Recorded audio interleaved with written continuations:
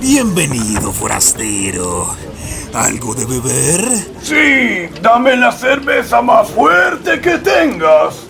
Temo que no me haré responsable de lo que te ocurra. En mi taberna, las reglas son sencillas. En primera, si no consumes la baba de escarabajo, te harás responsable de invitarle los tragos a todos los que consuman aquí.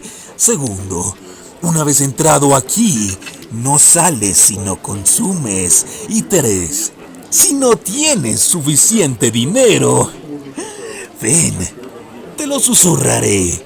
No quiero que los demás se enteren. Bueno, creo que... ¡Que te acerques! Bien, maldición. ¡Más cerca! Aquí te oigo bien. Dije que más cerca. Ya, suficiente. Ya, susúrralo. ¿Qué? ¿Estás demente? Son las reglas, forastero. Ya estás advertido. Si no consumes, no sales. ¡Traigan la baba de escarabajo! Tan verdosa, tan oscura, viscosa y de amargo sabor. Bienvenido a la taberna al Pozo Ruin. Una taberna lejos de casa. No te recomiendo que lo hagas. ¿Qué? ¡Ay, no puede ser! Aradak va a cuidar del forastero.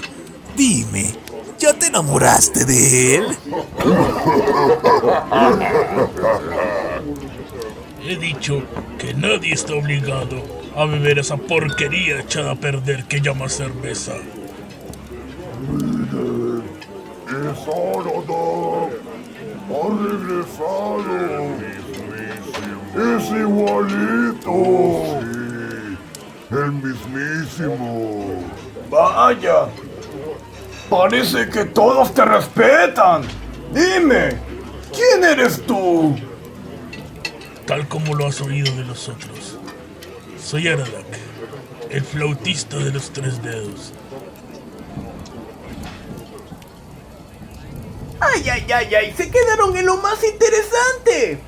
No te pierdas nuestros episodios. Regálanos un poderoso pulgar y suscríbete para seguir con más novedades en esta comunidad.